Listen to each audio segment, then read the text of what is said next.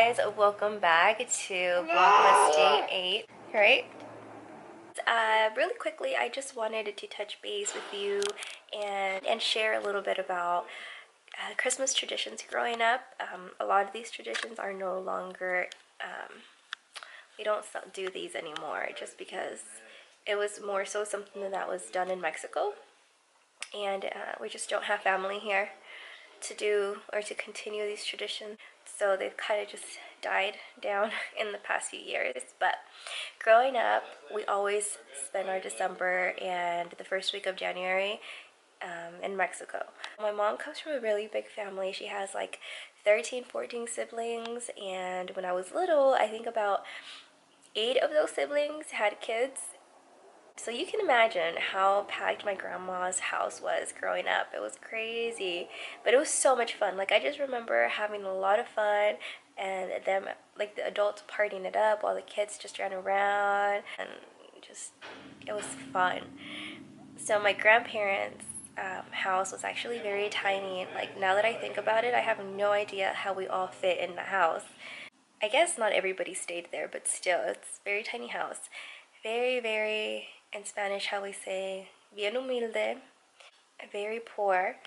My grandparents' house is actually built on nothing but like sugarcane sticks,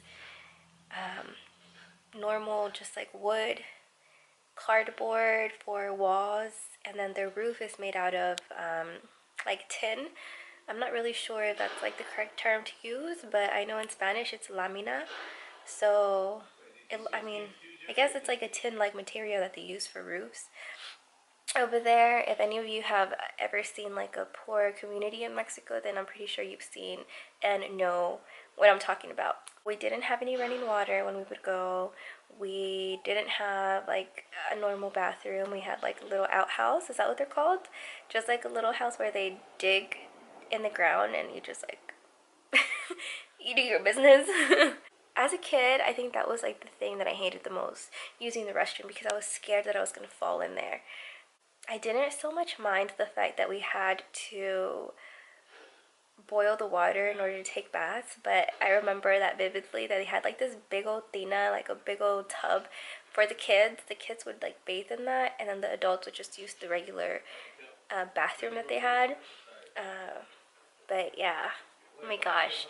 So that's kind of just giving you an idea what Christmas was like in Mexico. Didn't center Christmas around gifts over there. Like, in Mexico, it's very different from the US. I feel like they make it so much so about the birth of Jesus, and it's very religious over there. So they have this reenactment that's called Las Posadas. Las Posadas lasts for 9 days.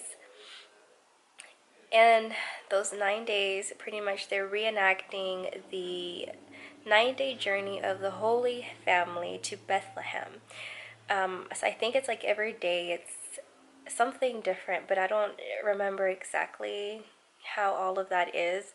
I just know for me as a kid, I just remember partying those 9 days, and it just being a lot of fun, looking forward to like the sweet bread, the atole, the champurrado.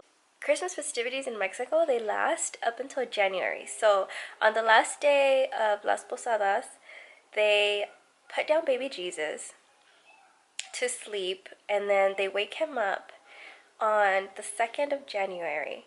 And the 2nd of January is the end of Christmas in Mexico. But then you have January 6th, that's the day when the 3 wise men bring gifts to the kids. So on the 5th, you are supposed to put your shoes outside of the house. You leave them there overnight, and then you wake up to like little gifts. My mom always said, you know, because a lot of people can't really afford gifts in Mexico, sometimes kids wouldn't receive gifts on the 25th, but they would receive them on the 6th. Now, because this was true for a lot of my aunts at the time, they were not well off. They were very poor still. And honestly, we were not well off either. Like, we were, by American standards, we were, I guess you can say, poor. We didn't have a lot. We lived in like a very tiny apartment. But anyways, But in Mexico, I guess we were like a lot well off compared to everybody, you know? My mom didn't like to make my little cousins feel bad, for the fact, you know, the fact that my aunts didn't have enough money to give them gifts. So she would buy all of us gifts, and we would all kind of get similar things, you know, like the boys would all get like little cars, and then all the girls would just get like the same dolls or whatever she could afford. I just remember the gifts were never a big deal to my cousins. Like, what I remember the most about Christmases are just family, spending it with family, and that was like the thing that I miss the most. But yeah, that's pretty much what Christmas was like in Mexico, you guys. We just partied a lot within like all my family. It was like a big family reunion, and it was a lot of fun.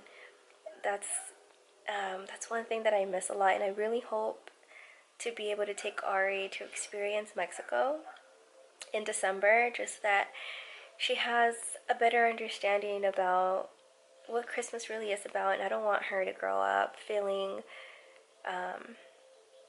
like it's all about the gifts, you know? Yeah, that's that. Let me know down below what kind of family traditions it is that you have, what kind of traditions it is that you want to start with your family. I'll see you guys in my next video.